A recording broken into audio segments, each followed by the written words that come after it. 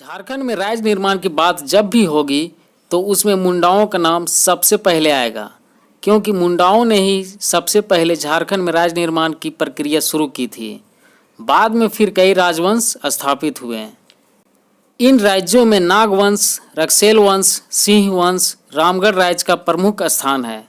तो चलिए एक एक कर इन राज्यों के बारे में जानते हैं। फर्स्ट में है मुंडा राज सुतिया नागखंड। ऋषा मुंडा वह पहला व्यक्ति था जिसने झारखंड में राज्य निर्माण की प्रक्रिया शुरू की थी। इसने सुतिया पाहन को मुंडाओं का शासक चुना और इसी के नाम पर इस राज्य का नाम सुतिया नागखंड पड़ा। यह राज्य 7 गढ़ों में विभक्त था और इन 7 गढ़ों को 21 परगनों में बांटा गया था। इस प्रकार यह राज्य लगभग पूरे झारखंड क्षेत्र में फैला था, लेकिन यह राज्य ज़्यादा दिन तक नहीं चल सका और मदरा मुंडा मुंडाओं का अंतिम राजा साबित हुआ। अगला है सबसे प्रमुख छोटानागपुर खास का नागवंश। इसकी स्थापना 10वीं सदी में फनी मुकुट राय ने की थी। इसके समय नागवंश 66 परगनों में विभक्त था। नागवंश का आदि पुरुष नाम से प्रसिद्ध फनी मुकुट राय ने अपनी राजधानी सुतियाम्बे को बनाया और यहाँ एक सूर्य मंदिर का निर्माण भी करवाया। नागवंशी राजाओं ने अपने राज्य को बनाए रखने के लिए राजधानी को एक जगह से दूसरे जगह स्थानांतरित करते थे। चौथा नागवंशी शासक प्रताप राय ने अपनी राजधानी सुतियाम्बे से चुटिया ले गया। इसी प्रकार भीमकर्ण ने खुखरा को राजधानी बनाया। भीमकर्ण ही वह पहला शासक था जिसने राय की जगह कर्ण की उपाधि धारण की। इसी के समय बरवा की लड़ाई हुई जिसमें इसने रक्सेल राजा को पराजित किया था।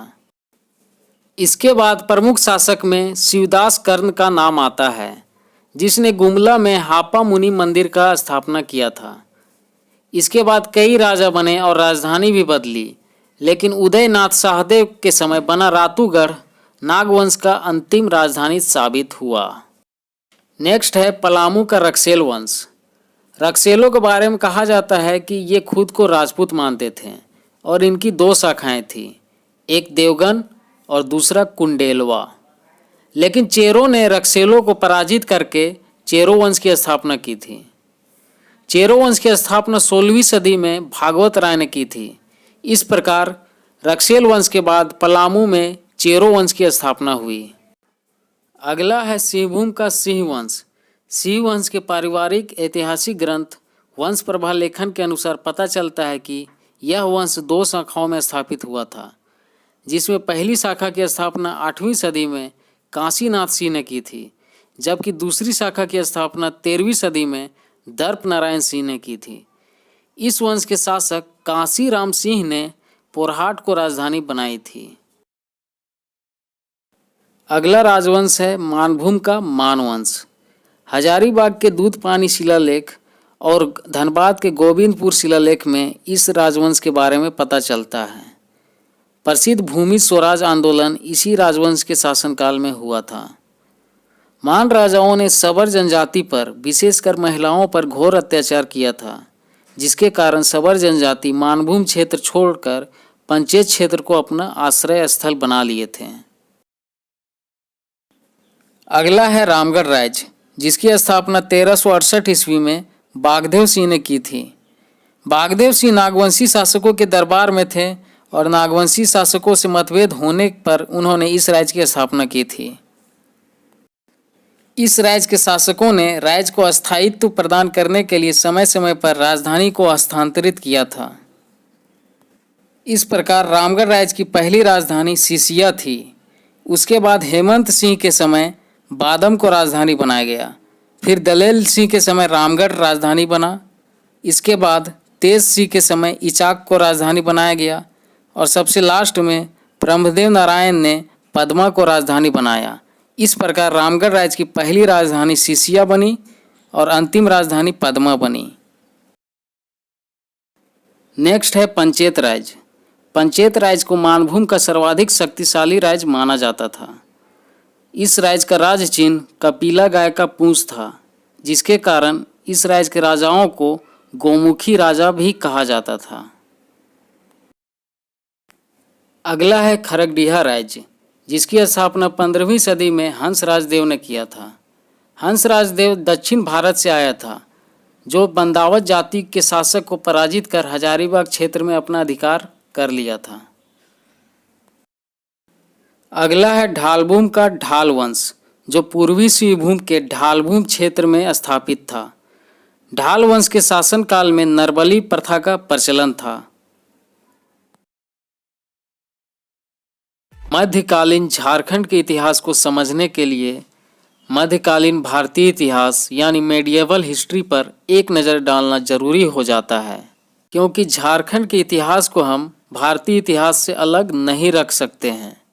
मध्यकालीन भारतीय इतिहास की बात करें तो इसे दो भागों में बांटा गया है। पहला भाग पूर्व मध्यकाल, जो 8वीं सदी से 13वीं सदी तक चला, और दूसरा उत्तर मध्यकाल, जो 13वीं सदी से 18वीं सदी के बीच चला।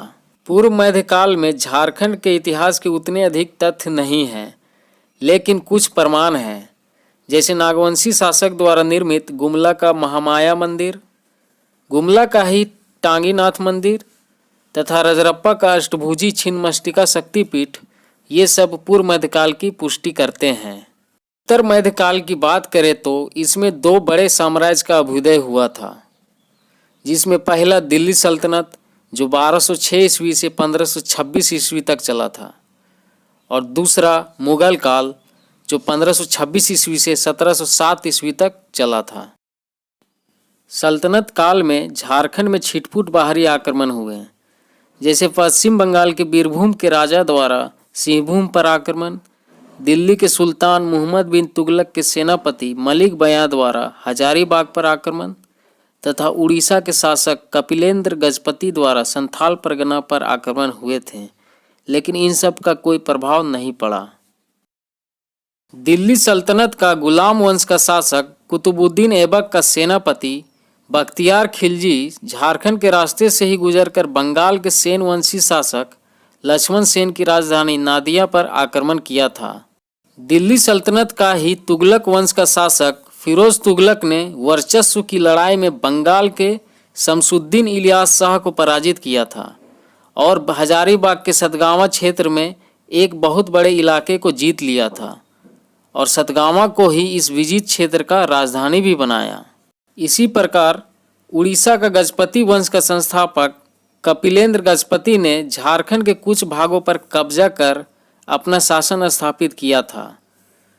उड़ीसा का गजपति वंश दिल्ली सल्तनत के लोदी वंश के समकालीन था।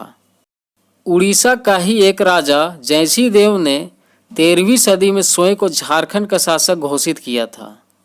इसी प्रकार खानदेश का एक शक्तिशाली शासक आदिल खां द्वितीय, जिसे आदिल शाह द्वितीय भी कहा जाता था, झारखंड तक अपने सैन्य दल को भेजा और झारखंडी सुल्तान की पदवी धारण की, लेकिन इन सब का कोई खास प्रभाव नहीं पड़ा और सल्तनत काल में झारखंड की स्वतंत्र सत्ता बनी रही।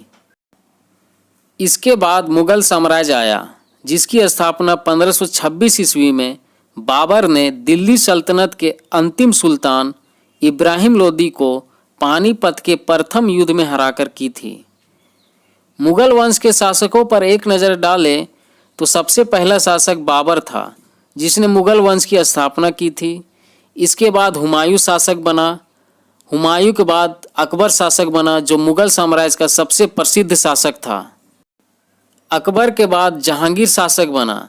जहांगीर के बाद शाहजहां और इसके बाद औरंगजेब शासक बना। लेकिन 1707 ईस्वी में औरंगजेब की मृत्यु के बाद भी 1857 ईस्वी तक मुगल वंश का अस्तित्व बना रहा, लेकिन औरंगजेब की मृत्यु के बाद उतने अधिक शक्तिशाली शासक नहीं हुए थे। लेकिन 1540 ईस्वी से 1555 ईस्वी तक मुगल साम्राज्य सूर वंश के हाथों में चला गया था, क्योंकि 1540 ईस्वी में सूर साम्राज्य का संस्थापक शेर शाह सूरी ने बिलग्राम के युद्ध में हुमायूं को हराकर दिल्ली की गद्दी पर बैठा था। फिर 1555 ईस्वी में हुमायूं वापस दिल्ली की गद्दी प्राप्त किया। इस प्रकार लगभग 15 वर्षों तक मुगल साम्राज्य सूर वंश के हाथों में चला गया था। बाबर और हुमायूं के समय झारखंड क्षेत्र मुगलों के प्रभाव से बाहर था, इसलिए इस समय झारखंड के क्षेत्रीय राजा बिना किसी बाहरी हस्तक्षेप के शासन करते रहे। शेर शाह अपने बंगाल अभियान के दौरान झारखंड से ही होकर गुजरा था। वह बंगाल जाने के लिए तेलियागढ़ी के रास्ते का उपयोग किया था, जो अभी साहेबगंज जिले में पड़ता है। झारखंड में मुसलमानों के प्रवेश का मार्ग प्रशस्त करने वाला शेर शाह ही था। 1538 ईस्वी में शेर शाह ने अपने सेनापति खवास खां को पलामू के चेरो शासक महारथ चेरो पर आक्रमण करने के लिए भेजा। इस आक्रमण का उद्देश्य श्याम सुंदर नामक एक सफ़ेद हाथी को प्राप्त करना था, जो उसने प्राप्त कर लिया। वैसे भी झारखंड शुरू से हाथियों के लिए प्रसिद्ध रहा है। हाथी की बात हुई तो एक प्रश्न आपसे पूछ लेते हैं कि हाथियों के लिए प्रसिद्ध दालमा अभयारण्य झारखंड के किस जिले में है? इसका आंसर आपको कमेंट बॉक्स में देना है। तो हुमायूं के बाद अकबर शासक बना, जो मुगल साम्राज्य का सबसे महान शासक माना जाता था। अकबर के समय ही मुगल साम्राज्य और झारखंड के बीच वास्तविक संपर्क स्थापित हुआ था। यह संपर्क 1585 में उस समय हुआ जब मुगल फौज ने नागवंशी शासक मधुकर शाह पर आक्रमण किया और उसे हराकर मुगलों के अधीन बनाया। अकबर के समय मुगलों ने सबसे पहले खुखरा की ओर ध्यान दिया, जो उस समय नागवंश की राजधानी थी। वैसे भी मुगल काल में झारखंड क्षेत्र के लिए खुखरा शब्द का प्रयोग किया गया था। खुखरा की ओर अकबर का ध्यान आकर्षण होने का कई कारण था।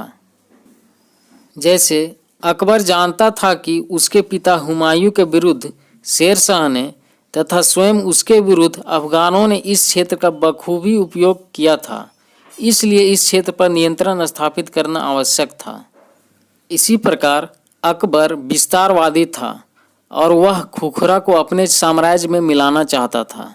आर्थिक कारण पर नज़र डालें तो शंख नदी में मिलने वाले हीरो ने अकबर का ध्यान इस ओर आकर्षित किया था। इस प्रकार 1585 ईस्वी में अकबर ने शाहबाज खां को खुखरा यानी झारखंड पर विजय प्राप्त करने के लिए भेजा, जिसमें नागवंशी शासक मधुकर शाह हार गया और मुगलों की अधीनता स्वीकार कर सालाना कर देना मंजूर कर लिया। इसी प्रकार मानभूम, हजारीबाग, पलामू और सिंहभूम में भी मुगलों का संपर्क स्थापित हो गया। तत्कालीन सिंहवंशी राजा रणजीत सिंह ने मुगलों की अधीनता स्वीकार कर ली। अकबर का सेनापति मान सिंह ने राजमहल को बंगाल की राजधानी बनाया। अकबर के बाद जहांगीर शासक बना। जहांगीर के समय में मुगल झारखंड संबंध में नए युग की शुरुआत हुई। मुगल इतिहास ग्रंथों में खुखरा के नागवंशी राजा को जमींदार एक खान अलामा यानी हीरा खान का मालिक कहा गया। जहांगीर ने अपनी आत्मकथा तुजुके जहांगीरी में स्थानीय लोगों द्वारा शंख नदी से हीरे प्राप्त करने के तरीके का वर्णन किया है। इससे पता चलता है कि जहांगीर को खुखरा की नदियों, खासकर शंख नदी में मिलने वाले हीरों की जानकारी थी, इसलिए वह खुखरा के हीरे खानों पर अधिकार करना चाहता था।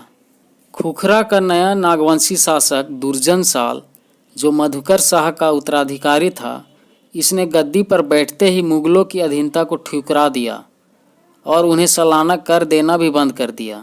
जहांगीर ने इब्राहिम खां को दुर्जन साल के विरुद्ध भेजा। इब्राहिम खां ने दुर्जन साल को बंदी बना लिया और उसके हीरो और 23 हाथियों के साथ मुगल दरबार भेज दिया।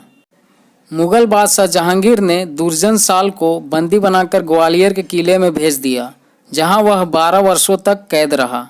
जो हीरा नागवंशी शासक दुर्जन साल के लिए दुर्भाग्य का कारण बना था, वही उसकी मुक्ति का कारण भी बना। जब मुगल दरबार में एक हीरे की असलियत को लेकर विवाद हो गया, तो जहांगीर ने हीरो के पारखी के रूप में दुर्जन साल को ग्वालियर के किले से शाही दरबार बुला लिया। दुर्जन साल ने हीरे की पहचान कर ली। इससे खुश होकर जहांगीर ने उसे शाह की पदवी दी और मुक्त कर दिया। साथ ही जहांगीर ने उसका खोया हुआ राज भी लौटा दिया। इसके बदले में दुर्जन साल ने 6000 रुपये सालाना कर देना स्वीकार कर लिया। शाहजहां और औरंगजेब के समय के तथ्य उतने प्रमुख नहीं हैं, लेकिन औरंगजेब के समकालीन मेदिनी राय का जिक्र करना जरूरी है, क्योंकि यह पलामू के चेरोवंशी शासकों में सर्वाधिक शक्तिशाली शासक था। मेदिनी राय पलामू के पुराने किले के सामने एक नए किले का निर्माण करवाया था। मेदिनी राय मुगलों की अधीनता स्वीकार नहीं की और स्वतंत्र रूप से शासन करने लगा। इसी कारण पलामू के नए किले के निकट औरंगा नदी के किनारे चेरों और मुगलों के बीच युद्ध हुआ, लेकिन चेरों को इसमें हार का सामना करना पड़ा। लेकिन बाद में मेदिनी राय ने मुगल आक्रमण से नष्ट भ्रष्ट हुए पलामू की दशा को सुधारने का काम किया और जल्द ही पलामू को अत्यंत समृद्ध बना दिया। इसलिए मेदिनी राय के शासनकाल को चेरो शासन का स्वर्ण युग भी कहा जाता है। आधुनिक कालीन झारखंड को अच्छे से समझने के लिए इसे हम 3 भागों में बांटकर पढ़ेंगे। पहला, उत्तर मुगल कालीन झारखंड, दूसरा झारखंड में 1857 का विद्रोह और तीसरा गांधी युग में झारखंड। पहले भाग में हम देखेंगे कि उत्तर मुगल काल में झारखंड में अंग्रेज़ों का प्रवेश कैसे हुआ। दूसरे भाग में हम जानेंगे कि झारखंड के विभिन्न क्षेत्रों में 1857 के विद्रोह का नेतृत्व किसने किया और इस विद्रोह का कितना प्रभाव झारखंड पर पड़ा। तीसरे भाग में हम जानेंगे कि गांधी जी द्वारा किए गए विभिन्न आंदोलनों से झारखंड पर क्या प्रभाव पड़ा और गांधी जी झारखंड कब कब आए। साथ ही हम रामगढ़ अधिवेशन के भी बारे में जानेंगे, जिससे अक्सर प्रश्न पूछ लिए जाते हैं। तो सबसे पहले उत्तर मुगल काल से शुरू करते हैं। 1707 ईस्वी में औरंगजेब की मृत्यु के बाद से लेकर 1857 ईस्वी में बहादुर शाह जफर सेकेंड तक के काल को उत्तर मुगल काल कहा जाता है, क्योंकि औरंगजेब की मृत्यु के बाद बहादुर शाह, जहांगीर शाह, मुहम्मद शाह, शाह आलम द्वितीय जैसे कई मुगल शासक हुए, लेकिन ये उतने शक्तिशाली नहीं हो सके और मुगल साम्राज्य पतन की ओर बढ़ने लगा।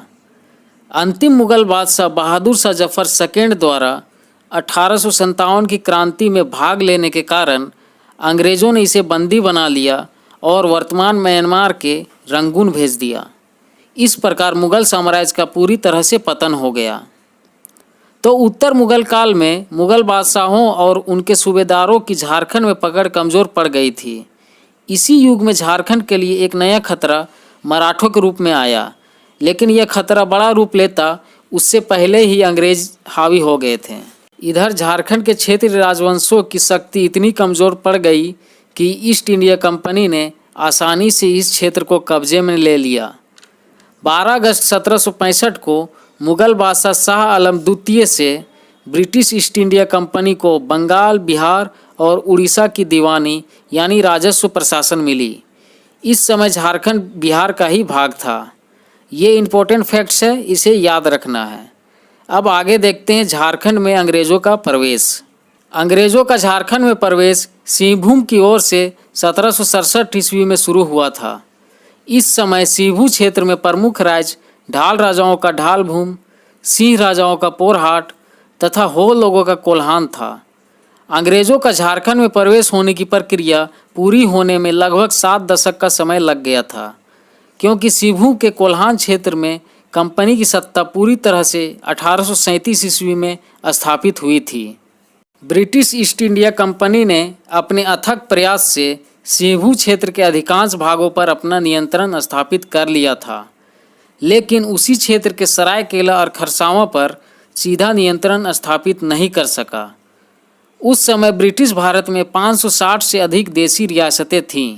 देसी रियासत क्या थे, इसके बारे में जान लेते हैं। ब्रिटिश राज के दौरान अविभाजित भारत में नाम मात्र के स्वायत्त राज्य थे। इन्हें आमतौर पर रियासत या रजवाड़े कहा जाता था। ये ब्रिटिश साम्राज्य द्वारा सीधे शासित नहीं थे, बल्कि भारतीय शासकों द्वारा ही शासित थे, लेकिन इन पर परोक्ष रूप से ब्रिटिश शासन का ही नियंत्रण रहता था। इन्हें ही देसी रियासत कहा जाता था। तो उस समय ब्रिटिश भारत में 560 से अधिक देसी रियासतें थीं, लेकिन झारखंड में केवल 2 सरायकेला और खरसावां ही थे जो देसी रियासत में शामिल थे। सरायकेला रियासत की स्थापना विक्रम सिंह ने किया था, जो पोरहाट के शिववंशी राजा अर्जुन सिंह का पुत्र था, तथा खरसावां रियासत की स्थापना विक्रम सिंह का बेटा ने किया था। तो ये था उत्तर मुगल कालीन झारखंड की स्थिति। अब आगे देखते हैं भाग 2, झारखंड में 1857 का विद्रोह। अंग्रेजों के विरुद्ध प्रथम स्वतंत्रता संग्राम माना जाने वाला 1857 का महान विद्रोह की शुरुआत 10 मई 1857 को उत्तर प्रदेश के मेरठ से हुई थी। 1857 का विद्रोह भारतीय इतिहास की एक महत्वपूर्ण घटना थी। देश के अधिकांश भागों की तरह झारखंड भी इस विद्रोह से प्रभावित हुआ। झारखंड में 1857 विद्रोह की शुरुआत देवघर के रोहनी गांव में घुड़सवार सैनिकों ने 12 जून 1857 को किया था। अजय नदी के तट पर स्थित रोहनी गांव में 32वीं रेजिमेंट के सैनिकों द्वारा लेफ्टिनेंट नॉर्मन लेस्ली की हत्या के बाद यह विद्रोह शुरू हुआ था। इसके बाद झारखंड के कई क्षेत्रों में विद्रोह की शुरुआत हो गई, जैसे 30 जुलाई को रामगढ़ और हजारीबाग में, 2 अगस्त को रांची में, 5 अगस्त को मानभूम में, 3 सितंबर को सिंहभूम में तथा 26 सितंबर को पलामू में विद्रोह शुरू हुआ।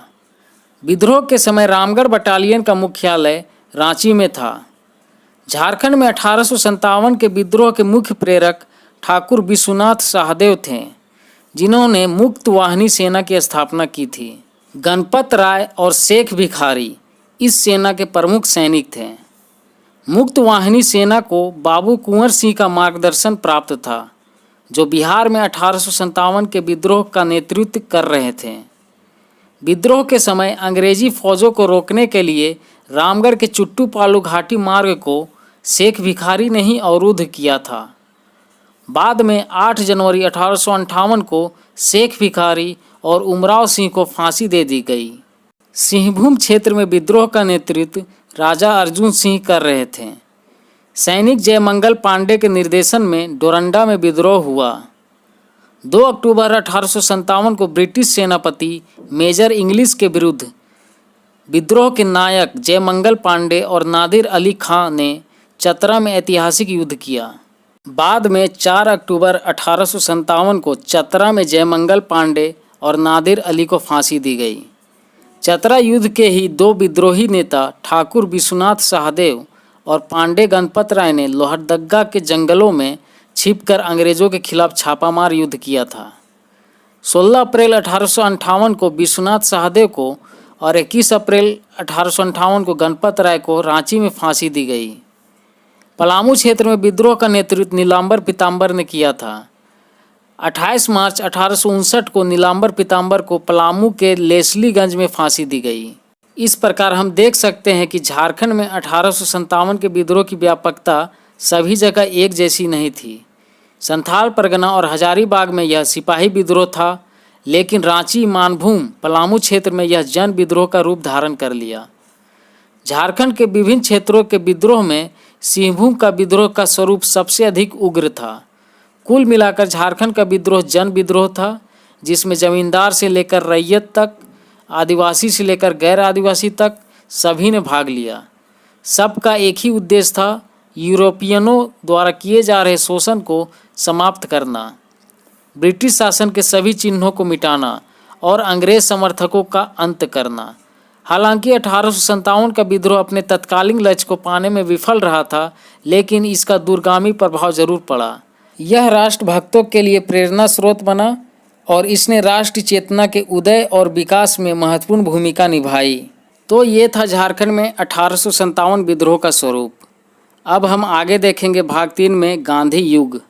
1917 में बिहार में हुए चंपारण सत्याग्रह के साथ महात्मा गांधी ने भारतीय राजनीति में सक्रिय कदम रखा और 1947 ईस्वी तक इस पर पूरी तरह छाए रहे। इसलिए 1917 से 1947 तक के कालक्रम को गांधी युग कहा जाता है।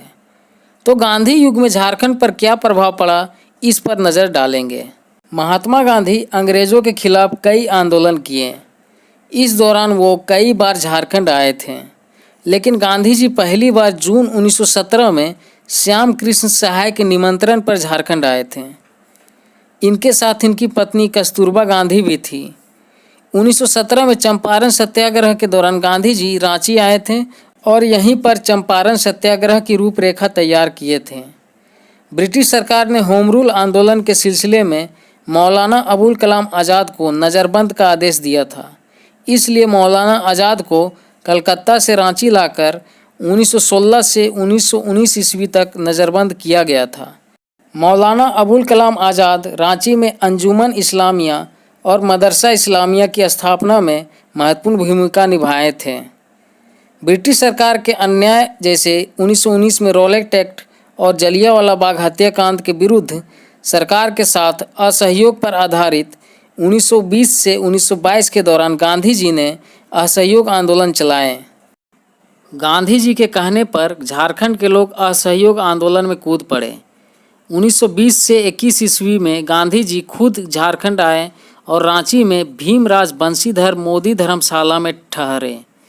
उसी धर्मशाला के सामने विदेशी कपड़ों की होली जलाई गई। लोगों ने खादी पहनने और चरखा चलाने का व्रत लिया। अति महत्वपूर्ण बात यह हुई कि गांधी जी का ताना भगतों से संपर्क हुआ। ताना भगत दल के दल गांधी जी के शिष्य बने। ताना भगत कौन थे, इनके बारे में जान लेते हैं। ताना भगतों में मुख्य रूप से उरांव जनजाति शामिल है। बाद में अन्य जनजातियां भी इसमें शामिल हुई, लेकिन उरांवों की संख्या ज़्यादा है। आगे के वीडियो में जब ताना भगत आंदोलन के बारे में पढ़ेंगे तो इनके बारे में और विस्तार से जानेंगे। तो असहयोग आंदोलन के दौरान देवघर में गोल्डन लीग नामक संस्था की स्थापना हुई, जो विदेशी वस्तुओं का बहिष्कार और स्वदेशी आंदोलन के लिए काम करती थी। असहयोग आंदोलन के दौरान 5 फरवरी 1922 ईस्वी को संयुक्त प्रांत, जो आज का उत्तर प्रदेश है, के गोरखपुर जिले में चौरी चौरा नामक गांव में किसानों के एक कांग्रेसी भीड़ पर पुलिस ने गोली चलाई। क्रुद्ध भीड़ ने पुलिस थाने पर हमला करके उसमें आग लगा दी, जिससे 22 पुलिसकर्मी मारे गए। इसी को चौरी चौरा कांड कहा जाता है। इस कांड से गांधी जी बहुत दुखी हुए और उन्होंने 11 फरवरी 1922 ईस्वी को कांग्रेस कार्यकारिणी समिति की बारदोली बैठक में असहयोग आंदोलन को स्थगित करने का निर्णय ले लिया। इस प्रकार असहयोग आंदोलन स्थगित हो गया। राष्ट्रीय आंदोलन के दौरान समय समय पर मजदूरों द्वारा भी अपनी दयनीय स्थिति सुधारने के लिए तथा स्वतंत्रता प्राप्ति के लिए आंदोलन किए गए, जिसकी एक झलक झारखंड में भी देखने को मिलती है। जमशेदपुर में स्थित टाटा स्टील कंपनी के मजदूरों ने 1920 में एस.एन. हल्दर और रोमेश चक्रवर्ती के नेतृत्व में जमशेदपुर वर्क्स एसोसिएशन की स्थापना की। 1928 में टाटा स्टील के वर्कर्स ने लंबी हड़ताल की थी, जिसे समाप्त कराने में सुभाष चंद्र बोस का महत्वपूर्ण योगदान रहा। सुभाष चंद्र बोस जमशेदपुर लेबर यूनियन के अध्यक्ष भी बने। वर्ष 1929 में अखिल भारतीय ट्रेड यूनियन कांग्रेस का अधिवेशन झरिया में हुआ था, जिसकी अध्यक्षता जवाहरलाल नेहरू ने की थी। 12 मार्च 1930 को गांधी जी साबरमती आश्रम से अपने 78 अनुयायियों के साथ डांडी मार्च शुरू किए और 24 दिनों की लंबी यात्रा के बाद 6 अप्रैल 1930 को डांडी पहुंचकर नमक कानून तोड़ा और सविनय अवज्ञा आंदोलन की शुरुआत की। इस आंदोलन के शुरू होने से झारखंड भी आंदोलित हो उठा था। 13 अप्रैल 1930 को झारखंड के कई स्थानों पर नमक बनाकर नमक कानून को चुनौती दी गई। रांची, हजारीबाग, सिंहभूम, पलामू, संथाल परगना सविनय अवज्ञा आंदोलन के प्रमुख केंद्र थे। हजारीबाग में कृष्ण बल्लभ सहाय ने नमक बनाकर आंदोलन को प्रसारित करने के काम किए थे, जिस कारण इन्हें 1 वर्ष की कारावास की सज़ा भी मिली थी। इसी आंदोलन के प्रचार प्रसार के लिए जेल में बंद रामवृक्ष वेनीपुरी ने कैदी नामक हस्तलिखित पत्रिका निकाली। इसी प्रकार महामाया प्रसाद सिन्हा तथा भवानी दयाल सन्यासी ने भी जेल में रहकर कारागार नामक हस्तलिखित पत्रिका निकाली थी। 5 मार्च 1931 को महात्मा गांधी और वायसराय लॉर्ड इरविन के बीच एक समझौता हुआ, जिसे गांधी इरविन समझौता कहा जाता है। इस समझौता के बाद सविनय अवज्ञा आंदोलन को समाप्त कर दिया गया। वर्ष 1939 में गंगापुर क्षेत्र, जो 1936 में उड़ीसा राज्य में मिलाए जाने से पूर्व छोटा नागपुर का एक भाग था, के आदिवासियों ने निर्मल मुंडा के नेतृत्व में नए भू बंदोबस्त कानून और मालगुजारी बढ़ाने के विरोध में आंदोलन आरंभ किया। 25 अप्रैल 1939 ईस्वी को सिमको में एक विशाल जनसभा हुई, जिसमें पुलिस द्वारा गोली चलाए जाने से 65 आदिवासियों की मौत हो गई थी। इसे सिमको हत्याकांड के नाम से जाना जाता है। इस हत्याकांड की छोटा नागपुर में व्यापक प्रतिक्रिया हुई थी। अब रामगढ़ अधिवेशन के बारे में जानते हैं। जिससे कई बार प्रश्न पूछे भी जा चुके हैं। भारतीय राष्ट्रीय कांग्रेस की स्थापना 1885 ईस्वी में A.O. ह्यूम द्वारा किया गया था। कांग्रेस की स्थापना से आज़ादी के बाद तक अविभाजित भारत के विभिन्न स्थानों में कांग्रेस का वार्षिक अधिवेशन आयोजित किया जाता था। इसी क्रम में कांग्रेस का 53वां अधिवेशन 19 से 20 मार्च 1940 को रामगढ़ में हुआ। रामगढ़ अधिवेशन झारखंड की धरती पर संपन्न होने वाला कांग्रेस का एकमात्र अधिवेशन था, जिसकी अध्यक्षता मौलाना अबुल कलाम आज़ाद ने की थी। इस अधिवेशन से पूर्व 14 मार्च 1940 को गांधी जी द्वारा रामगढ़ में खादी ग्राम उद्योग का शुभारंभ किया गया था। अधिवेशन की शुरुआत डॉक्टर राजेंद्र प्रसाद के स्वागत भाषण से हुआ। पंडित जवाहरलाल नेहरू ने कांग्रेस का एकमात्र प्रस्ताव सत्याग्रह का प्रस्ताव प्रस्तुत किया, जिसका अनुमोदन आचार्य JV कृपलानी ने किया। इसके बाद गांधी जी ने भाषण दिया, जिसमें रचनात्मक कार्यक्रम एवं अहिंसात्मक संघर्ष पर बल दिया गया। ताना भगतों द्वारा गांधी जी को 400 रुपये की एक थैली भी भेंट की गई थी। अधिवेशन के दौरान सुभाष चंद्र बोस के नेतृत्व में अखिल भारतीय समझौता विरोधी सम्मेलन का आयोजन किया गया। रामगढ़ अधिवेशन की एक विशेषता यह भी थी कि सुभाष चंद्र बोस के नेतृत्व में फॉरवर्ड ब्लॉक का निर्माण किया गया तथा MN रॉय ने रेडिकल डेमोक्रेटिक पार्टी की स्थापना की।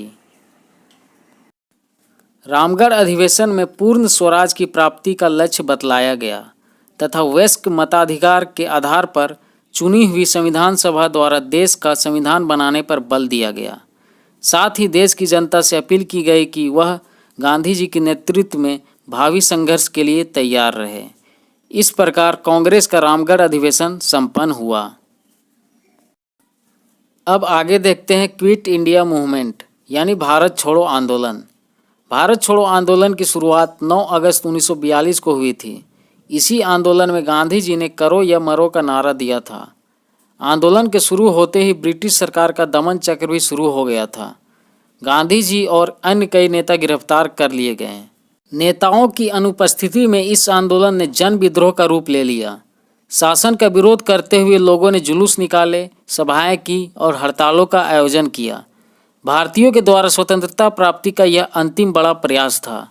निसंदेह यह आंदोलन सरकार की प्रबल शक्ति के सामने नहीं टिक सका, किंतु इसने भारतीय जनता की वीरता व लड़ाकूपन की अद्वितीय मिसाल प्रस्तुत की। भारत में ब्रिटिश सत्ता की यह अंतिम आघात साबित हुआ और यह स्पष्ट हो गया कि अंग्रेजों के लिए भारत में और अधिक समय तक शासन करना असंभव है। भारत छोड़ो आंदोलन से पूरा झारखंड आंदोलित हो उठा था और झारखंड में लोग बहुत बड़े पैमाने पर इस आंदोलन में शामिल भी हुए थे। जगह जगह जुलूस निकाले गए, प्रदर्शन हुए, सभाएं हुई और आवागमन व संचार के साधनों को भी नष्ट किया गया। इस आंदोलन के दौरान झारखंड में एक विशेष घटना हुई और वह था हजारीबाग जेल से जयप्रकाश नारायण का पलायन। प्रसिद्ध समाजवादी स्वतंत्रता सेनानी जयप्रकाश नारायण को गिरफ्तार कर हजारीबाग जेल में रखा गया था, तो वह 9 नवंबर 1942 को अपने 5 साथियों के साथ जेल की दीवार फांदकर भागने में कामयाब हो गए थे। वर्तमान में हजारीबाग जेल का नाम इन्हीं के नाम पर है।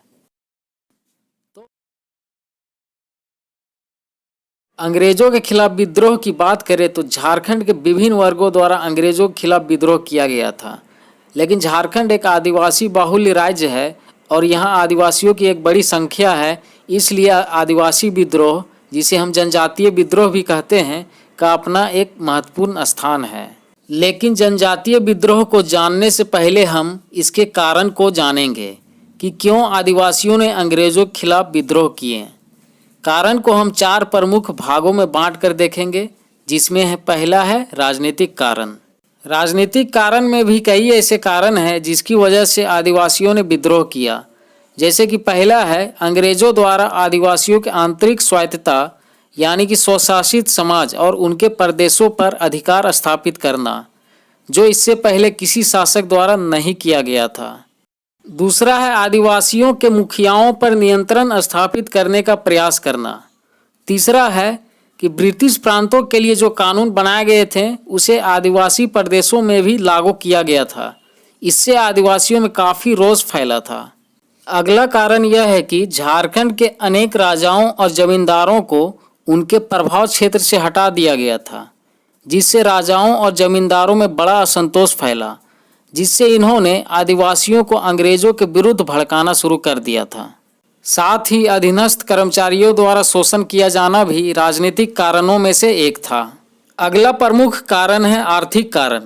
आर्थिक कारण की बात करें तो सबसे प्रमुख था अस्थायी बंदोबस्त और 1870 का वन कानून, क्योंकि आदिवासी स्थानांतरित खेती करते थे, यानी प्रत्येक वर्ष एक नई भूमि को चुनकर खेती करना।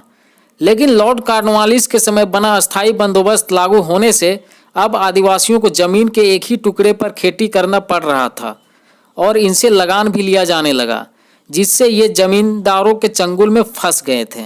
और जैसा कि हम जानते हैं, प्राचीन काल से ही आदिवासी जंगलों से फल फूल, जड़ी बूटी, लकड़ी आदि प्राप्त करके अपना जीवन निर्वाह करते थे।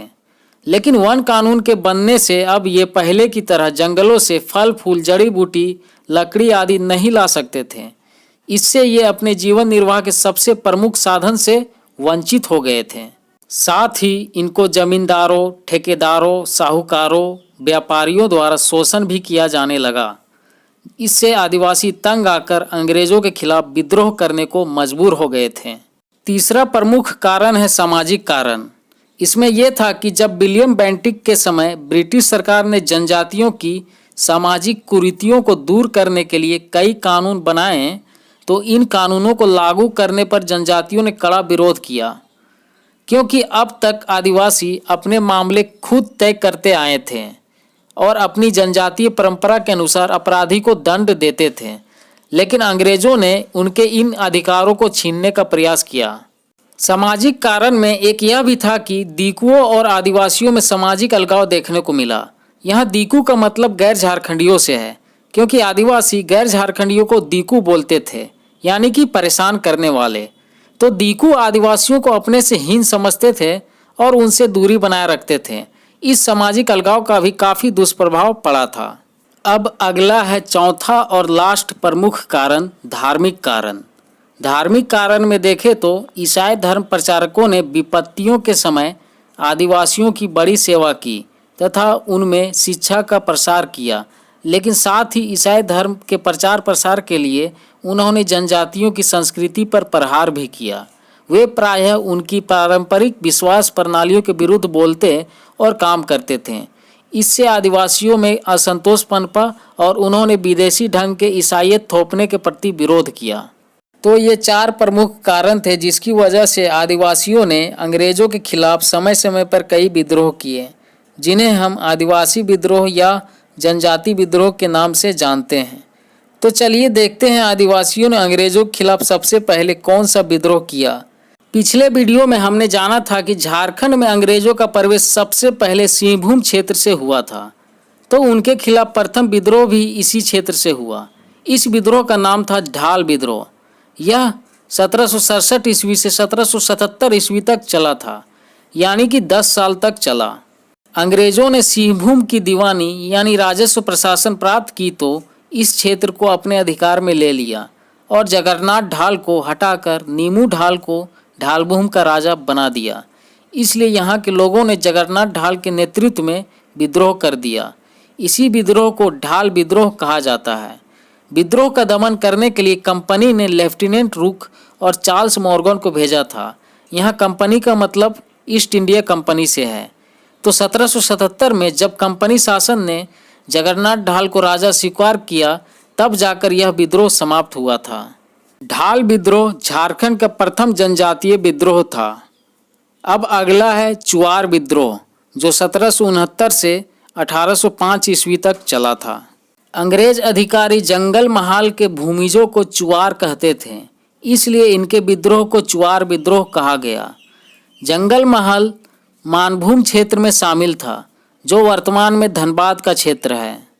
तो चुआर जंगल साफ करके खेती करते थे, पशु पक्षियों का शिकार करते थे और जंगल में से मिलने वाली वस्तुओं को बेचकर गुजारा करते थे।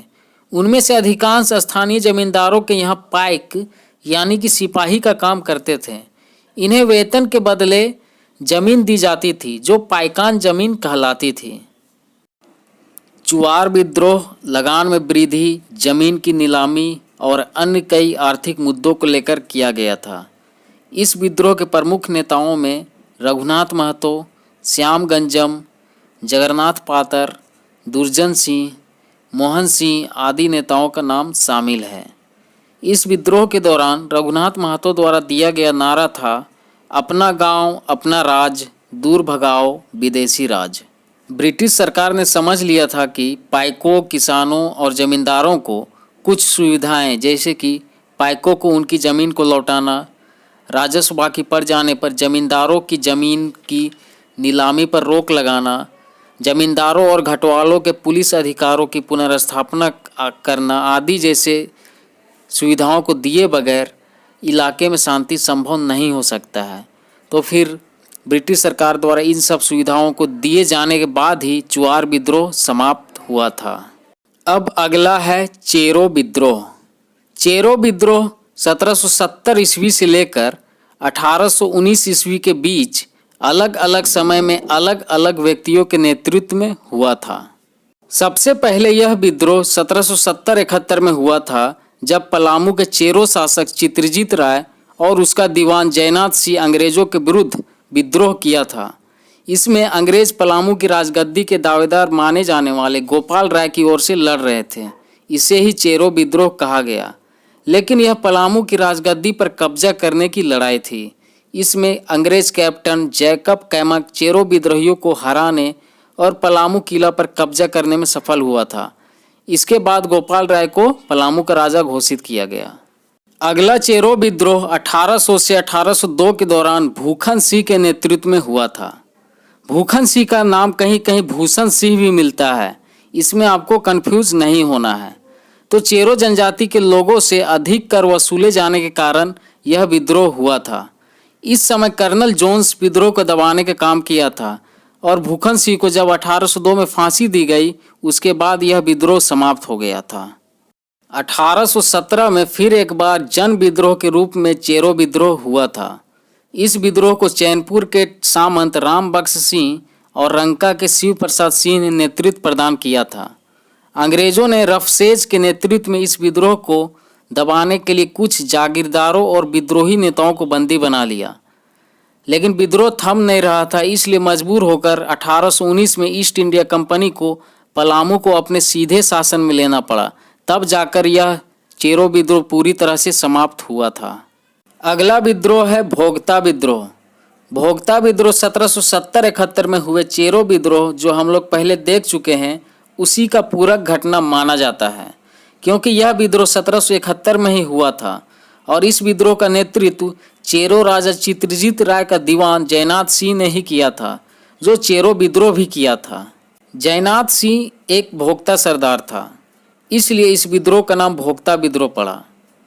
चूंकि अंग्रेज सीधे तौर पर जयनाथ सिंह से ही बात करते थे, इसलिए अंग्रेजों ने पलामू किला कंपनी यानी कि ईस्ट इंडिया कंपनी के हवाले करने की बात जयनाथ सिंह से की थी और यहीं से यह विद्रोह शुरू हुआ। फिर भी जयनाथ सिंह पलामू किला छोड़ने को तैयार हो गया, लेकिन कुछ शर्त रख दी थी जिसे अंग्रेजों ने मानने से इनकार कर दिया।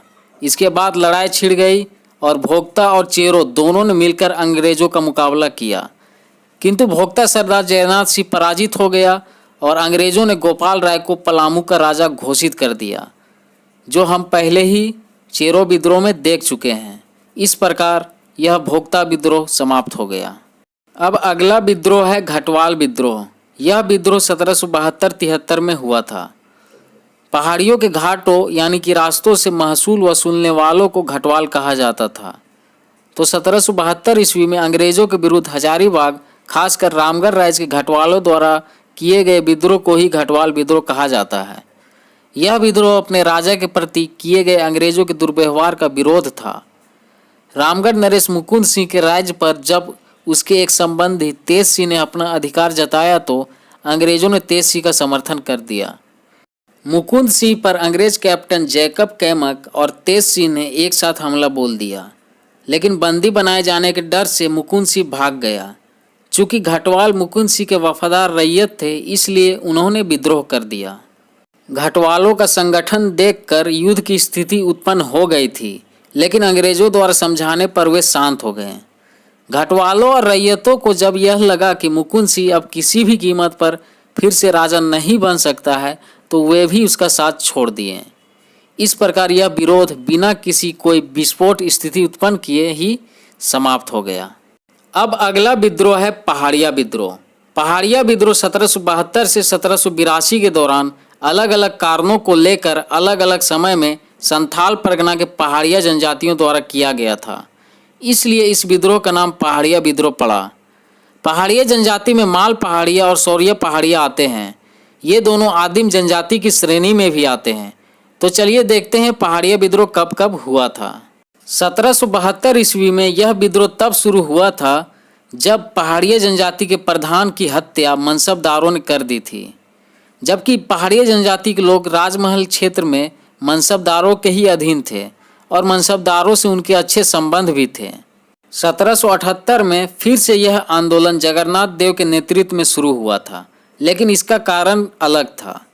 जगन्नाथ देव ने पहाड़िया जनजाति को अंग्रेजों द्वारा दिए गए नकदी भत्ता को साजिश करार देते हुए उन्हें अंग्रेजों के विरुद्ध संगठित करने का प्रयास किया था। अंग्रेजी सरकार के क्लीवलैंड द्वारा पहाड़िया जनजाति के लोगों को विश्वास में लेने के लिए इस प्रकार का नकदी भत्ता देने की घोषणा की गई थी। 1781-82 में फिर से एक बार यह विद्रोह महेशपुर की रानी सर्वेश्वरी के नेतृत्व में शुरू हुआ था। इस समय विद्रोह का मूल कारण अंग्रेजों द्वारा पहाड़िया जनजाति की भूमि को दामिने कोह नाम देकर सरकारी संपत्ति घोषित किया जाना था। दामिने को संताल परगना का एक महत्वपूर्ण भाग था, जिसमें राजमहल, पाकुड़, गोड्डा और दुमका के कुछ हिस्से शामिल थे। इस प्रकार पहाड़िया विद्रोह अलग अलग समय में अलग अलग कारणों से हुआ था। अब अगला विद्रोह है तमाड़ विद्रोह। 1782 से 1821 ईस्वी के दौरान छोटा नागपुर के तमाड़ को मुख्य केंद्र बनाकर मुंडा आदिवासियों द्वारा किया गया विद्रोह तमाड़ विद्रोह कहलाता है। अंग्रेजों द्वारा बाहरी लोगों को सह देने की नीति और नागवंशी शासकों का अत्याचार इस विद्रोह का मूल कारण था। तमाड़ विद्रोह अंग्रेजों के विरुद्ध जनजातियों द्वारा लड़ा गया सबसे लंबा और बृहद विद्रोह माना जाता है। तो चलिए देखते हैं कब कब यह विद्रोह हुआ था। सबसे पहले यह विद्रोह 1782-83 में मुंडाओं के एक समूह द्वारा किया गया था। फिर 1789 में यह विद्रोह विष्णु मानकी और मौजी मानकी के नेतृत्व में हुआ। फिर इसके बाद 1794 से 98 तक यह विद्रोह भोलानाथ सिंह, विश्वनाथ सिंह आदि नेताओं के नेतृत्व में किया गया। एक बार फिर 1807-08 में यह विद्रोह दुखन शाही मुंडा के नेतृत्व में हुआ था। फिर इसके बाद 1810-12 के दौरान बख्तर शाह के नेतृत्व में यह विद्रोह किया गया और सबसे लास्ट में 1819 से 21 तक दौलत राय मुंडा, शंकर मानकी, रुदन मुंडा, कुंटा मुंडा आदि नेताओं के नेतृत्व में यह विद्रोह किया गया था। लेकिन 1820 में रुदन मुंडा और 1821 में कुंटा मुंडा के गिरफ्तार होने के साथ तमाड़ विद्रोह पूरी तरह से समाप्त हो गया था। तिलका आंदोलन 1784-85 में तिलका मांझी के नेतृत्व में चलाया गया था।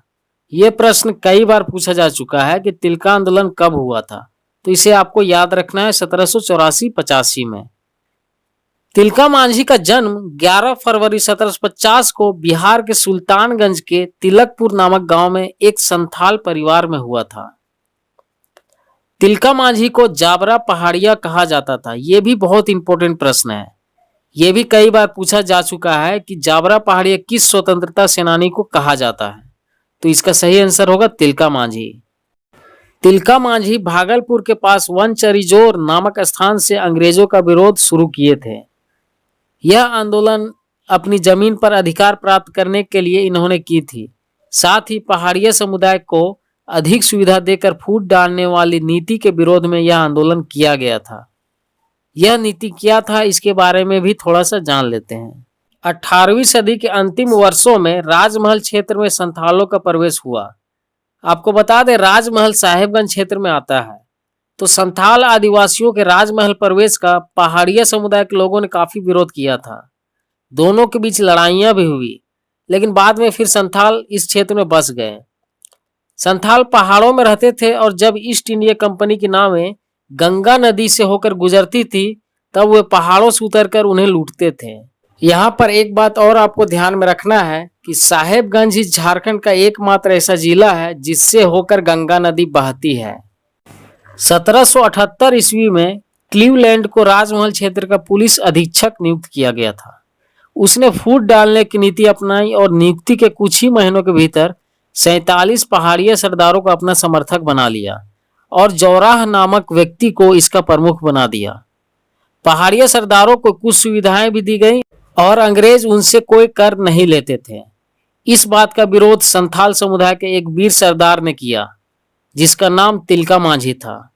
उनका कहना था कि नीति एक समान होनी चाहिए थी। तो यही था पहाड़ियों को अधिक सुविधा देकर फूट डालने वाली नीति जिसका विरोध तिलका मांझी ने किया था। तो जाबरा पहाड़िया यानी कि तिलका मांझी ने इस आंदोलन को जन आंदोलन का रूप दिए और अपने आंदोलन के प्रचार प्रसार के लिए साल के पत्तों का प्रयोग किए थे। इस आंदोलन की खास बात यह थी कि महिलाएं भी इसमें हिस्सा ली थी।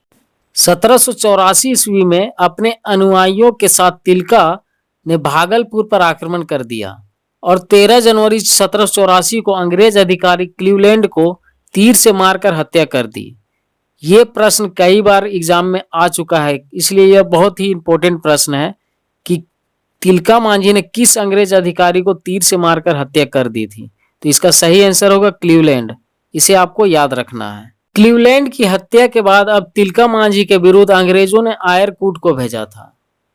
तिलका मांझी अब संसाधनों की कमी के कारण कमजोर पड़ गए थे और 1785 ईस्वी में अंग्रेजों ने इन्हें धोखे से पकड़ लिया, क्योंकि जौराह नामक व्यक्ति ने तिलका को पकड़वाने में अंग्रेजों की मदद की थी। यह वही जौराह नामक व्यक्ति है जो 47 पहाड़िया सरदारों का प्रमुख था। तो तिलका मांझी को पकड़कर भागलपुर लाया गया, जहां इन्हें बरगद के पेड़ में फांसी दी गई थी। वर्तमान में इस स्थान को बाबा तिलका मांझी चौक के नाम से जाना जाता है। तिलका मांझी अंग्रेजी हुकूमत के उत्पीड़न के विरुद्ध संघर्ष करने वाले पहले आदिवासी थे, इसलिए इन्हें आदि विद्रोही भी कहा जाता है। और झारखंड के स्वतंत्रता सेनानियों में तिलका मांझी को सर्वप्रथम शहीद होने वाले सेनानी भी माना जाता है। तो ये था तिलका। तो सबसे पहले हम हो विद्रोह के बारे में पढ़ेंगे। 1820-21 में हो जनजाति द्वारा कोल्हान के सिंहभूम क्षेत्र में किया गया विद्रोह हो विद्रोह कहलाता है। हो विद्रोह का मुख्य कारण सिंहभूम के राजा जगन्नाथ सिंह द्वारा अंग्रेजों की अधीनता स्वीकार करना तथा लोगों का शोषण करना था। इसलिए यह विद्रोह जगन्नाथ सिंह के विरुद्ध था। यही कारण है कि 1820 में अंग्रेजों ने जगन्नाथ सिंह की सहायता के लिए मेजर रफसेज को भेजा और इसके बाद चाईबासा के निकट रोरो नदी के तट पर हो और अंग्रेजों के बीच लड़ाई हुई थी, जिसमें अंग्रेज विजय हुए थे। लेकिन विद्रोह समाप्त नहीं होने के कारण अंग्रेजों ने 1821 में कर्नल रिचर्ड के नेतृत्व में एक बड़ी सेना भेजी, जिसमें हो लड़ाकों ने रिचर्ड का 1 महीने तक सामना किया, लेकिन विरोध को निरर्थक समझकर लास्ट में संधि करना ही बेहतर समझा। इसके बाद हो लोगों ने कंपनी की अधीनता स्वीकार करके सालाना कर देना भी स्वीकार कर लिया। इस प्रकार हो विद्रोह समाप्त हुआ। लेकिन 1831-32 में हो लोगों ने कोल विद्रोह में सक्रिय रूप से भाग लिया। अब अगला विद्रोह है कोल विद्रोह। झारखंड में हुए जनजातीय विद्रोहों की बात करें तो कोल विद्रोह का अपना एक विशिष्ट स्थान है, क्योंकि यह झारखंड का पहला सुसंगठित और व्यापक रूप से किया गया जनजातीय विद्रोह था। या यूं कहें कि इस विद्रोह के साथ ही झारखंड में सुसंगठित और व्यापक जनजातीय विद्रोहों का दौर शुरू हो गया था। कोल विद्रोह 1831-32 में सिंगराय मानकी, सुरगा मुंडा, बुद्धू भगत और अन्य कई नेताओं के नेतृत्व में चला था, लेकिन इन सब में सबसे प्रसिद्ध बुद्धू भगत थे। बुद्धू भगत की बात करें तो इनका जन्म रांची जिला के सिल्ली में एक उरांव परिवार में 17 फरवरी 1792 ईस्वी को हुआ था। ये एक श्रेष्ठ संगठनकर्ता थे। इनकी पैठ आदिवासी समाज में इतनी गहरी थी कि अंग्रेजों द्वारा बड़े इनाम की घोषणा और व्यापक उत्पीड़न के बावजूद आदिवासी समाज एकजुट रहा और इन्हें अपना पूरा सहयोग देता रहा। कोल विद्रोह में मुंडा, हो, चेरो, खरवार आदि जनजातियों ने भाग लिया। दिसंबर 1831 में यह विद्रोह शुरू होते ही जंगल की आग की तरह फैलकर व्यापक रूप ले लिया था और छोटा नागपुर खास पलामू, सिंहभूम और मानभूम के क्षेत्रों में फैल गया था। पूरे छोटा नागपुर में हजारीबाग ही एक ऐसा क्षेत्र था जहां इस विद्रोह का प्रभाव नहीं के बराबर पड़ा था, क्योंकि यहां अंग्रेज अधिकारियों और फौजों की बड़ी संख्या में मौजूदगी थी। कोल विद्रोह के कारणों पर नज़र डालें तो अन्य जनजातीय विद्रोह की तरह इसमें भी वही सब कारण देखने को मिले, जैसे कि कृषि की समस्या, जमींदारों साहूकारों द्वारा शोषण आदि। कृषि की समस्या में यह था कि नए नए कर लगा दिए जाते थे, साथ ही कर के दरों को भी बढ़ा दिया जाता था। जैसे कि 1824 में हड़िया में पतचूई नामक कर लगा दिया गया। हड़िया चावल से बनाई जाने वाली एक प्रकार की शराब है जो आदिवासियों का प्रिय पेय पदार्थ माना जाता है और इसमें भी कर लगा देने से आदिवासियों में काफ़ी नाराज़गी फैली थी। इसके अलावा अफीम की खेती के लिए भी बाध्य किया जाता था। और एक कारण तो हम शुरू से देखते आए हैं कि अंग्रेज़ों के एजेंट और बिचौलियों के रूप में कार्यरत जमींदारों, ठेकेदारों, साहूकारों और अधीनस्थ कर्मचारियों द्वारा शोषण किया जाता था। एक कारण यह भी था कि अंग्रेज़ों के आगमन के बाद आदिवासियों की पारंपरिक परहा पंचायत व्यवस्था की जगह सरकारी न्यायालयों ने ले ली थी, जिसमें इन्हें न्याय नहीं मिलता था। लेकिन कोल विद्रोह के तत्कालीन कारण की बात करें तो गैर आदिवासियों द्वारा आदिवासियों की ज़मीन तो छीना ही जाता था, इसके अलावा उनकी बहू बेटियों के साथ दुर्व्यवहार भी किया जाने लगा। यही कारण था कि आदिवासियों के पास विद्रोह करने के अलावा कोई रास्ता नहीं बचा। कोल विद्रोह का दमनकर्ता कैप्टन विल्किंसन था, जो लोगों के बीच किसुन साहब के नाम से प्रसिद्ध था, यानी लोग इसे किसुन साहब बोलते थे। कोल विद्रोह की परिणाम की बात करें तो 1834 ईस्वी में स्थापित दक्षिण पश्चिमी सीमांत एजेंसी कोल विद्रोह का ही परिणाम था। इसके तहत छोटा नागपुर की शासन व्यवस्था में महत्वपूर्ण परिवर्तन किया गया, जैसे कि यहाँ बंगाल का सामान्य कानून के स्थान पर नया कानून 1833 ईस्वी का रेगुलेशन 13 लागू किया गया। इस रेगुलेशन के तहत छोटा नागपुर खास, पलामू, खरगडीहा, रामगढ़ और कोरुंडा को भूतपूर्व रामगढ़ जिला से अलग कर इसे जंगल महल और ट्रिब्यूटरी महल के एक नॉन रेगुलेशन प्रांत के रूप में संगठित किया गया। इसे ही दक्षिण पश्चिमी सीमांत एजेंसी यानी कि साउथ वेस्टर्न फ्रंटियर एजेंसी का नाम दिया गया। नॉन रेगुलेशन प्रांत का अर्थ था कि एक ऐसा क्षेत्र जहां ब्रिटिश भारत का कानून पूर्ण रूप से लागू नहीं किया जा सकता था और जहां अधिक निरंकुशता के साथ शासन चलाया जा सकता था। इस प्रशासनिक क्षेत्र की जिम्मेवारी एजीजी यानी कि एजेंट टू गवर्नर जनरल को सौंपी गई। इसके तहत गवर्नर जनरल का प्रथम एजेंट के रूप में कैप्टन विल्किंसन को नियुक्त किया गया। और आपको बता दें कि दक्षिण पश्चिमी सीमांत एजेंसी का मुख्यालय विशुनपुर को बनाया गया, जिसे विल्किंसनगंज भी कहा जाता था, जो बाद में रांची बना। इस प्रकार हम कह सकते हैं कि कोल विद्रोह व्यापक कृषक असंतोष का परिणाम मात्र नहीं था, बल्कि यह विद्रोह छोटा नागपुर के आदिवासियों के लिए स्वतंत्रता युद्ध के रूप में 1857 की क्रांति से भी कहीं अधिक महत्वपूर्ण था। इसलिए इस विद्रोह के साथ ही झारखंड में सुसंगठित और व्यापक जनजातीय विद्रोहों का दौर शुरू हो गया था। अब अगला विद्रोह है भूमिज विद्रोह। भूमिज विद्रोह 1832-33 में मानभूम यानी कि धनबाद क्षेत्र में हुआ था। यह विद्रोह भूमिज आदिवासियों ने किया था, इसलिए इस विद्रोह को भूमिज विद्रोह कहा जाता है। लेकिन अंग्रेजों ने इस विद्रोह को गंगा नारायण का हंगामा कहा, क्योंकि इस विद्रोह का नेतृत्व गंगा नारायण सिंह कर रहे थे। विद्रोह के दौरान गंगा नारायण सिंहभूम चले गए थे और लड़ाका कोलो यानी कि हो लोगों को विद्रोह में अपना साथ देने को कहा। कोल यानी कि हो लोग उनका साथ देने को तैयार हो गए, लेकिन एक शर्त रख दी। शर्त यह थी कि वो कोलो के दुश्मन खरसावां के ठाकुर चेतन सिंह पर आक्रमण करें। गंगा नारायण इस शर्त को मान लिए और चेतन सिंह के किले पर आक्रमण कर दिया, मगर दुर्भाग्यवश गंगा नारायण सिंह चेतन सिंह के सैनिकों के हाथों मारे गए और इस प्रकार भूमिज विद्रोह समाप्त हो गया। विद्रोह 1855-56 में हुआ था। इस विद्रोह का नेतृत्व 4 मुर्मू बंधुओं सिद्धू मुर्मू, कान्हू मुर्मू, चांद मुर्मू और भैरव मुर्मू ने किया था। ये चारों भाई थे। इनकी 2 बहनें भी थीं, फूलो और झानो। ये भी इस विद्रोह में महत्वपूर्ण भूमिका निभाई थी।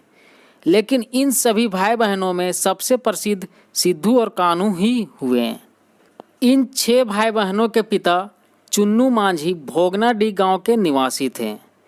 भोगनाडीह संथाल परगना के साहेबगंज जिले में पड़ता है, जैसा कि आप मैप में देख सकते हैं। ये संथाल परगना का क्षेत्र है और यहाँ पर है साहेबगंज जिला। संथाली विद्रोह करते समय हुल हुल चिल्लाते थे, इसलिए इस विद्रोह को संथाल हुल भी कहा जाता है, जहाँ हुल का मतलब विद्रोह होता है। तो चलिए अब संथाल विद्रोह होने के कारण को देखते हैं।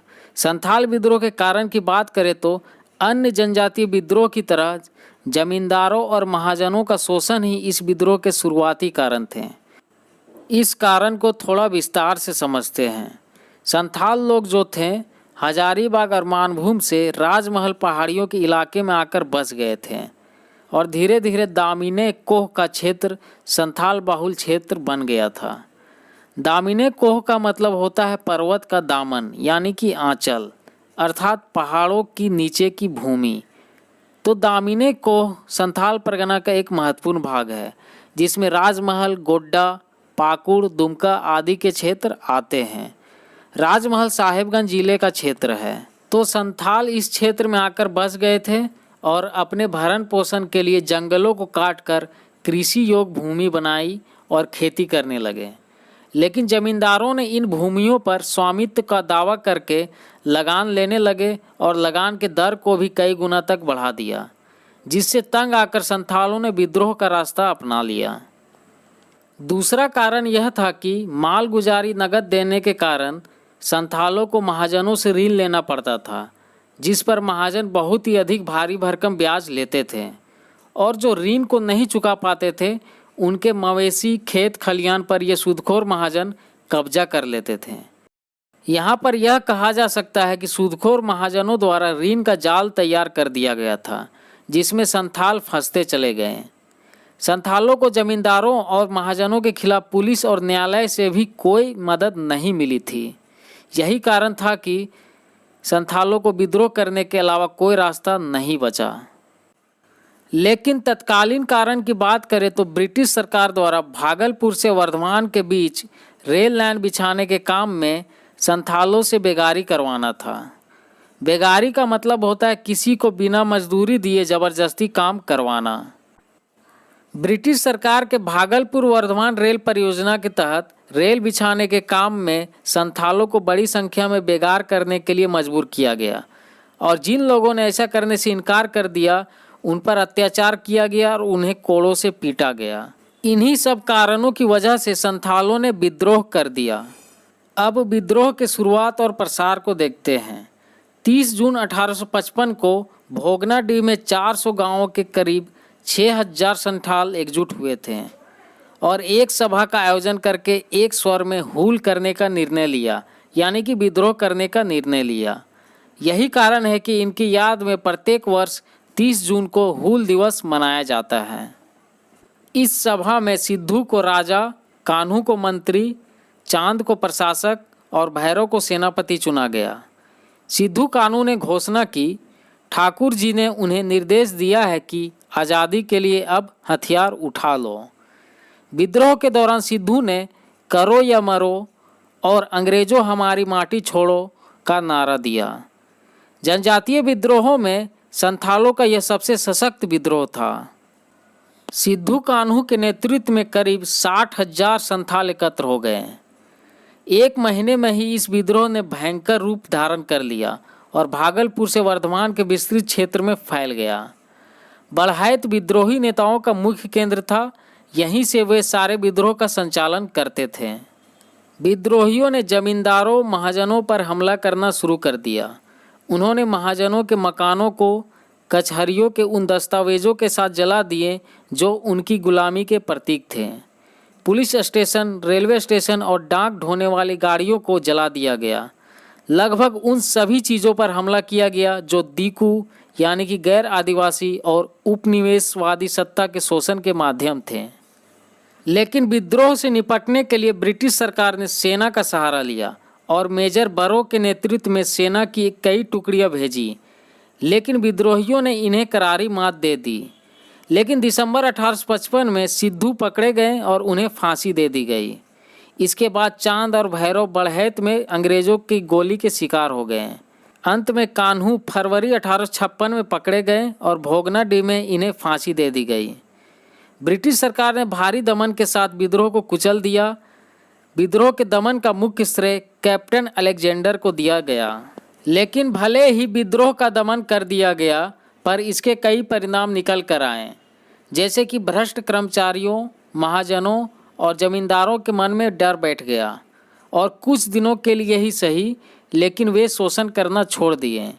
इसके साथ ही ब्रिटिश सरकार ने अपनी प्रशासनिक व्यवस्था में कई फेरबदल और सुधार किए, जैसे कि पहला है विद्रोह वाले इलाके को निषिद्ध क्षेत्र घोषित करना।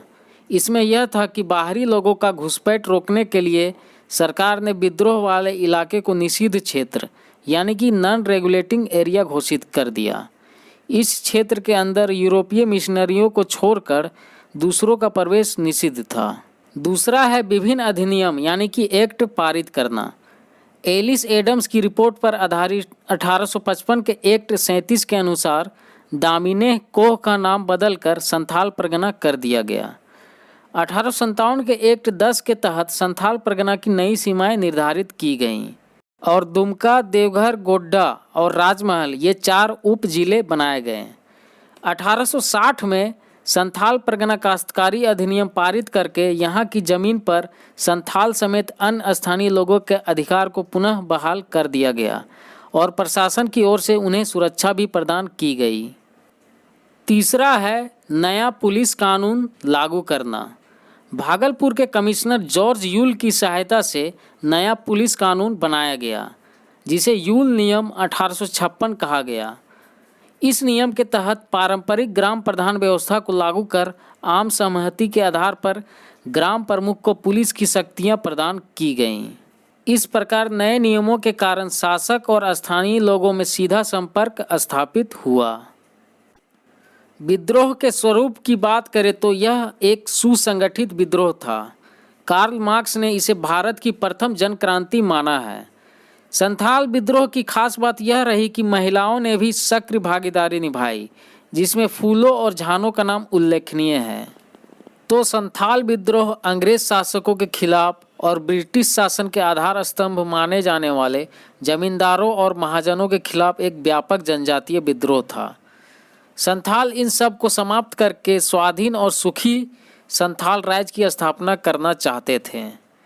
हालांकि इसमें उन्हें सफलता नहीं मिली, लेकिन इससे इस विद्रोह का महत्व कम नहीं हो जाता है, बल्कि इस विद्रोह में 1857 के देशव्यापी विद्रोह की आहट को सुना जा सकता है।